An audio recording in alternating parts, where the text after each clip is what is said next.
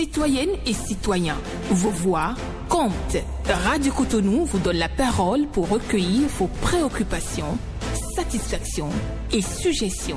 Parole aux citoyens, c'est sur la 94.3 Radio Cotonou. Parole aux citoyens, rejoignez-nous du lundi au vendredi de 9h à 9h30 en composant les numéros 40 11 17 18 ou 50 52 52 73. Radio Cotonou, la voix des Cotonois.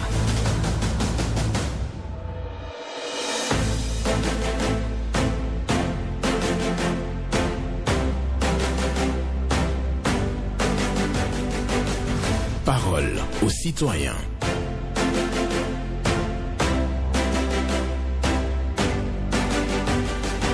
Parole aux citoyens. Honoré Naoum. Avoir confiance en soi, ce n'est pas être sûr de soi. C'est trouver le courage d'affronter l'incertain au lieu de le fuir. Trouver dans le doute, tout contre lui, la force de s'élancer. Une pensée de Charles Pépin pour votre méditation ce jour. Je rappelle ça rapidement. Avoir confiance en soi, ce n'est pas être sûr de soi, c'est trouver le courage d'affronter l'incertain au lieu de le fuir. Trouver dans le doute, tout contre lui, la force de s'élancer. Et oui, c'est une pensée de Charles Pétain, ce mercredi 9 juillet 2025. Bonjour à toutes et à tous. Vos préoccupations, satisfactions et suggestions sont attendues au numéro 01 68 87 67 00 pour les femmes ou 01 50 52 52 73 pour les hommes. Pas d'attaque personnelle ici, on prend la parole en toute courtoisie comme toujours.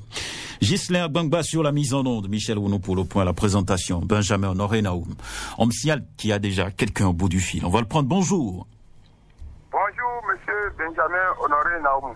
Oui, votre nom? Je m'appelle, je vous appelle d'Akassado ce matin. Nous vous écoutons. Merci bien, monsieur Benjamin Honoré Naoum. Au fait, en 2023, nous avons reçu un geste social au niveau du gouvernement de son excellence Patrice Talon qui ils ont dit de vacciner tous les animaux. Ils ont vacciné tous les animaux, j'allais dire, avec 700 francs seulement. Or, pour aller faire ça, il faut au moins 15 000, 17 000, voire 10 000. Donc, en 2023, nous avons reçu l'info que le gouvernement de son excellence Patrice Talon a dit aux populations d'aller vacciner tous les animaux, les chiens et les chats, tous les animaux domestiques. En 2024, on n'a pas reçu cette info jusqu'au présent, même en 2025 maintenant, on n'a pas reçu l'info. Donc j'aurais demandé au gouvernement si peut-être c'est un oubli, il n'a qu'à essayer de nous faire ça. Ça c'est un bon social, ça permet de vacciner tous nos animaux domestiques gratuitement, c'est très bien. Deuxième point, pour raccrocher, le pont de Fadi, en quittant Zobo pour aller à Saint-Hérita, en montant sur le pont, il y a un lampadaire solaire qui est tombé. Et le soir, c'est tombé, mais ça allume comme ça, au parterre, ça allume. Et ça, c'est un peu la circulation. Donc je demande aux responsables de la mairie de Cotonou d'aller enlever cette lampadaire-là pour que nous, les usagers, nous allons circuler normalement. C'est toute ma préoccupation, monsieur Honoré Benjamin Naoum. Très bonne journée à vous. Excellente journée à vous aussi. Gilda Zéné qui nous parle d'un lampadaire qui a chuté donc et qui est au sol et qui s'allume au sol. Donc il souhaiterait que les autorités dégagent donc ce lampadaire et qui s'est effondré donc par terre mais qui continue de s'allumer quand même. Gilda Zéné dit aussi que le gouvernement avait fait donc une œuvre sociale en permettant la vaccination à moindre coût, 500 francs seulement de tous les animaux. Et donc, il souhaite que l'événement soit répété parce qu'il n'a pas connu ça en 2024 ni cette année. Donc, il souhaite que le gouvernement puisse rééditer donc cette œuvre sociale. Auditeur, on dit bonjour. Bonjour, monsieur le journaliste. Gervais Jossé. La voix d'une masque pitié. Nous vous écoutons ce matin. Je commence par les dialyser.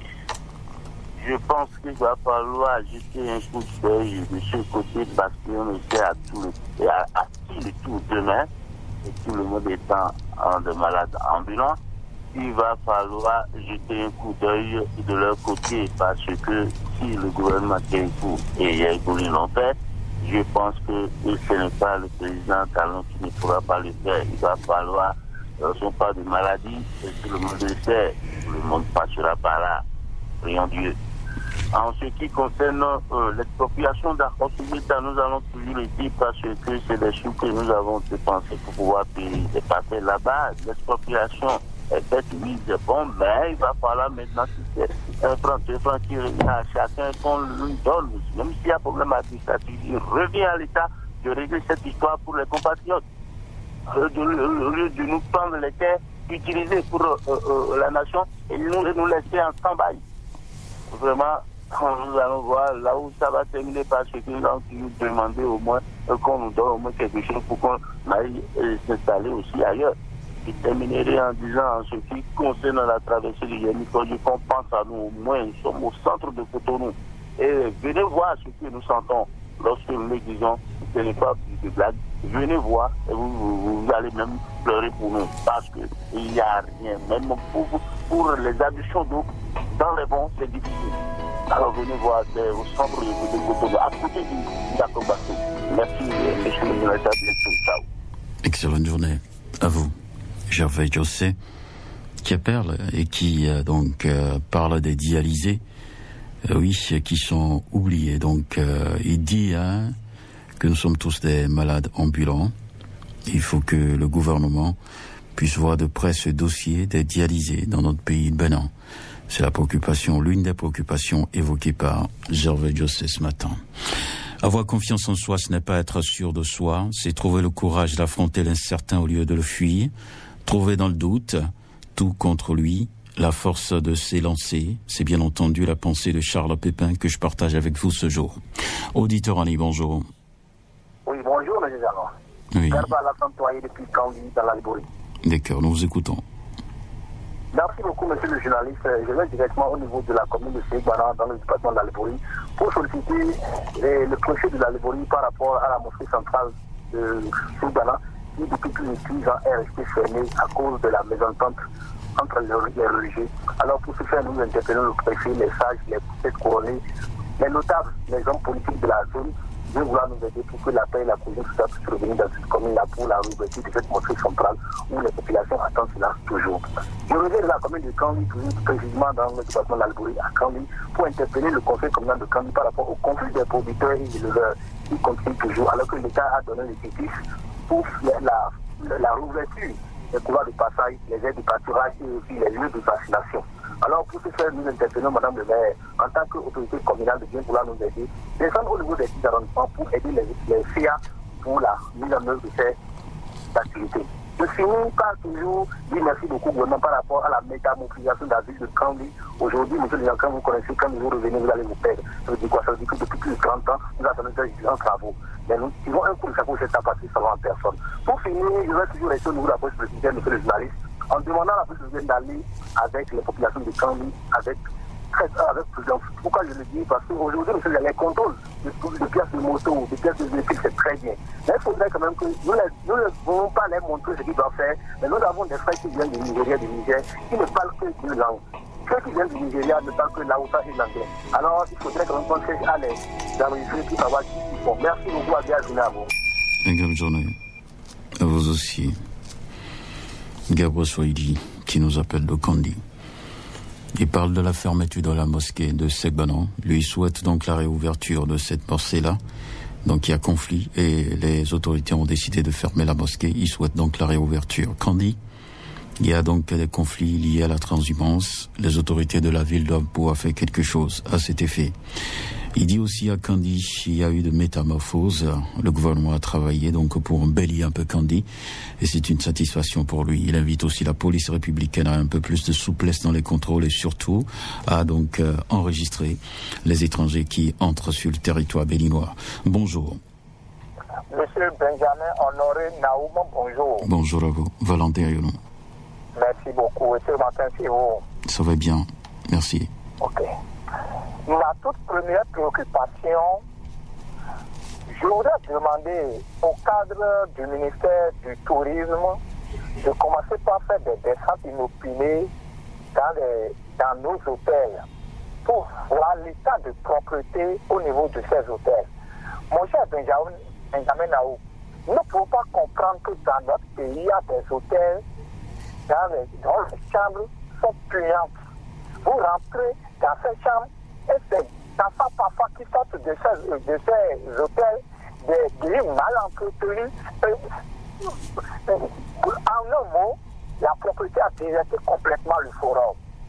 Donc il faudrait que ces cadres-là ne pourra pas faire des personnes inopinées dans ces hôtels. Et encore mieux, je reste dans ce registre-là pour demander à tous ceux qui vivent ou l'institution qui déroule le permis de construire, de bien vouloir contrôler le terrain, parce qu'on ne peut pas demander à quelqu'un de construire un hôtel à 3 à 4 étages sans prévoir de l'ascenseur. Et à ce niveau 3 ou 4e étage, on doit mettre des salles de réunion. Mon cher Naou, il y a quelque chose qui ne va pas. Vous prévoyez des salles de réunion au 3e, 4e étage sans prévoir l'ascenseur. Donc, on ne peut pas accepter que les gens continuent de construire comme ça dans notre pays. Il faut qu'on mette vraiment le contrôle dans ces choses-là. Si quelqu'un ne peut pas respecter les normes, il faut qu'on rejette ces dossiers-là pour qu'on ne complique pas les choses aux citoyens. Ce n'est pas du tout bien. Voilà. Le temps ne me permet pas d'aller sur ma deuxième citation. Je vous remercie. C'était Valentin Ayonou. Merci. Excellente journée à vous, Valentin Ayonou, qui donc s'intéresse à l'entretien des chambres d'hôtel. Pour lui, il y a tellement d'efforts à faire et les gouvernants doivent donc accentuer donc les recherches pour s'assurer effectivement que l'entretien est fait régulièrement des ascenseurs. Bonjour, des ascenseurs. non, pas des chambres plutôt. Bonjour. Oui, bonjour. Monsieur Naoum, notre Foucault, sans oublier Madame Yéli Apede et Monsieur Gisley à la technique.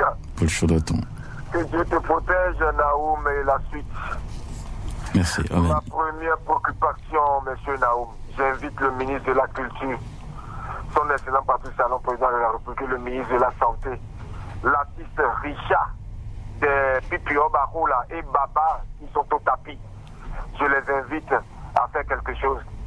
Nous avons besoin d'eux à leur chevet. Ils n'ont qu'à aller les secourir. Ils nous ont fait rire. Ils ont fait rire le gouvernement. Tout le monde a guéri les maladies par leur comédie. Et aujourd'hui, ils sont au tapis. Ils ont vu la vidéo que j'ai vue circuler là.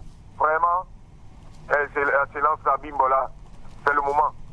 Vous savez bien que l'excellent Patrice Talon n'aime pas le Mathieu vu après ou médecin après la mort. Et on a au moins aujourd'hui, on ne voit plus les mêmes actions de grâce. Je remercie le chef de l'État de m'avoir nommé. Voilà le boulot qui est là aujourd'hui. Ces artistes ont besoin de nous. Moi, je y a mon rôle sur les antennes à attirer votre attention. Donc vraiment, c'est pas ces moyens-là qui manquent. Pour le sauver, il fallait voir cette vidéo-là pour voir qu'il faut vraiment faire quelque chose depuis quelques années. Baba aussi dans cette situation-là et d'autres qui sont dans le secteur, qui souffrent. Donc ils ont besoin de vous. Je ne veux pas le spectacle après qu'on voit là et nous allons présenter les condoléances. Non, c'est le moment. Allons les secourir. Merci à vous, monsieur Naou, c'est notre préoccupation de ce matin. Paul Chaudaton, vous remercie. Excellente journée à vous, Paul Chaudaton, qui fait cas des artistes comédiens qui ont vraiment joué leur partition en thème de prestations dans notre pays, le Bénin. Donc des artistes qui nous ont suffisamment fait plaisir, artistes comédiens, mais qui malheureusement aujourd'hui se retrouvent en difficulté. Certains sont malades et autres. Donc il invite les gouvernants à véritablement assister ces artistes comédiens qui sont aujourd'hui en difficulté. Voilà, merci à chacun et à tous. Nous restons sur Radio Cotonou, l'émission se poursuit et quelqu'un d'autre est là. Bonjour. Allô? Oui, bonjour. Bonjour. Monsieur Honoré Benjamin Naoum. Gaoutouré Kaye. C'est Monsieur Gaoutouré Kaye. Oui, nous vous écoutons. Merci bien. Monsieur Benjamin Naoum, qui peut nous sauver dans le pays? Qui peut nous sauver? Je me demande, Monsieur Honoré Benjamin Naoum, c'est la question qu'on doit demander. On doit commencer par poser cette question. Pourquoi je dis ça? Un ciel et mauve veut nous tuer dans ce pays. Malgré comment on appelle le vol qu'ils sont en train de faire, ils sont venus commenter des prises si tu as lancé à ton club maintenant... Et vous en voulez quoi? Monsieur Benjamin Naomo, je vous assure tout, vous êtes un grand journaliste d'investigation. J'ai dit, vous en voulez quoi? Vous avez dit qu'ils font du vol. Et qui a certifié ça? Mais, monsieur Benjamin Naomo, je dis dans mon portable, moi, je vous ai posé une question. Vous ne répondez pas à ma question et vous continuez dans votre, dans votre affirmation. Qui a certifié qu'on a volé votre forfait? Qui a certifié ça? Quel technicien a certifié ça? Je suis en train de certifier, non? Tous les jours, je m'appelle dans la direction. Pour dire quoi? Pour dire qu'on vous a volé votre forfait? Vous êtes encore là? Voilà.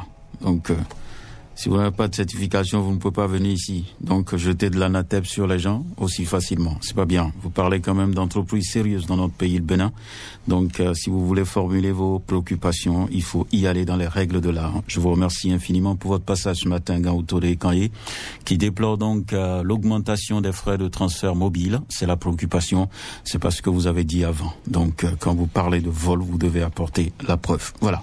Merci beaucoup. On doit poursuivre cette émission avec quelqu'un d'autre qui sera au bout du fil dans un instant. Mais pour l'instant, je vous rappelle, la pensée du jour, avoir confiance en soi, ce n'est pas être sûr de soi, c'est trouver le courage d'affronter l'incertain au lieu de le fuir, trouver dans le doute, tout contre lui, la force de s'élancer. Une pensée de Charles Pépin, auditeur en ligne, bonjour.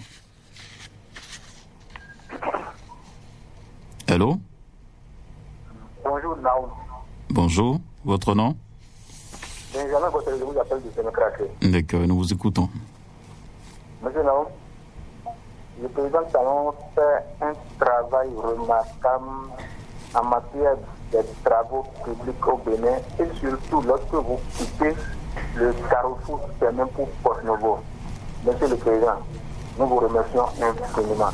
Mais malheureusement, certains élus locaux, notamment certains maires, sont en train de salir l'image du président de la République. Le cas de la commune de Sénépoli est une illustration.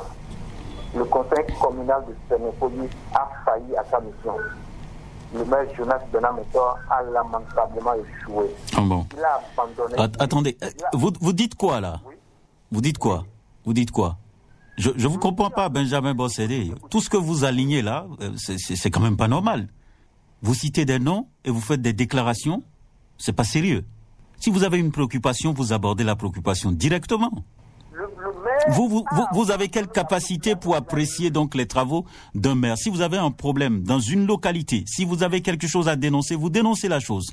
Mais venez à l'antenne et dire le maire a lamentablement échoué. C'est pas bien ça. Si vous êtes à la place du maire, est-ce que vous serez d'accord? Dites votre préoccupation. C'est ça, je vous dis de dire votre préoccupation et non de faire le bilan d'un maire à l'antenne ici. Vous n'êtes pas qualifié pour faire ça. Ça, je vous dénie ce droit-là. Je vous comprends. D'accord. Merci. Il a abandonné la population qu'il a élue. Regardez, à Sénépoli, il y a la déclaration avancée des voies. Il n'y a pas d'eau potable. Il n'y a pas d'électricité. Les écoles sans produits et sans toiture. C'est partout dans tous les arrondissements de Sénépoli. Par exemple, je prends le comité de gestion de la gare que le maire lui-même a installé. Et là-bas, les gens ont fait une gestion calamiteuse. Vous avez la preuve? Vous avez la preuve? Benjamin Bossédé, merci pour aujourd'hui. Vous utilisez des expressions qui ne m'arrangent pas du tout. Non, nous sommes sur une radio. Et quand vous dites que quelqu'un, vous parlez de gestion calamiteuse, vous apportez la preuve. Vous n'en avez pas. Ce sont des affirmations gratuites pour moi. Merci et bonne journée à vous. Revenez donc avec de bons mots pour véritablement passer à l'antenne de Radio Cotonou. On refuse ça. Un peu de courtoisie envers nos autorités à divers niveaux. C'est important pour nous sur Radio Cotonou. N'utilisez plus des expressions d'usage sur nos antennes.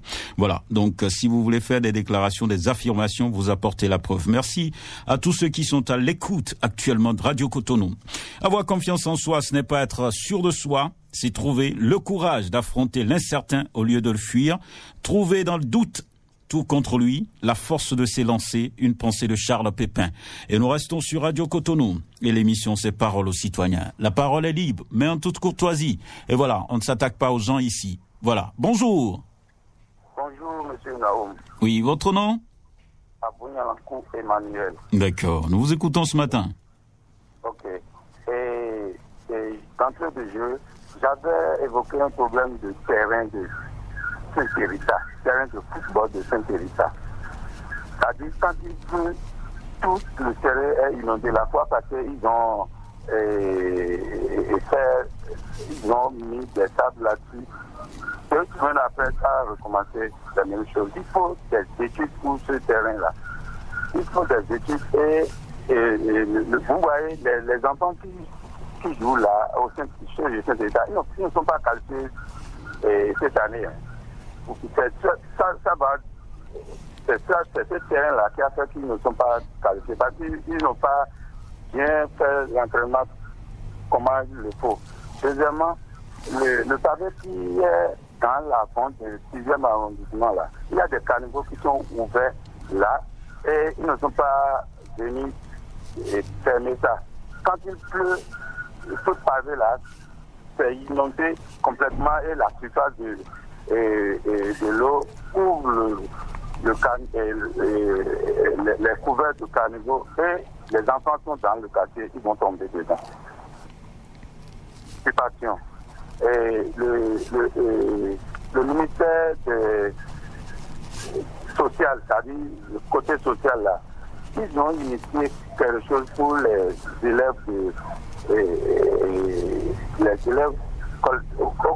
sont au collège là. Ils font des aides pour eux et ils donnent quelques sous aux enfants. Mais cette année, je ne sais pas pourquoi ça n'a pas été fait.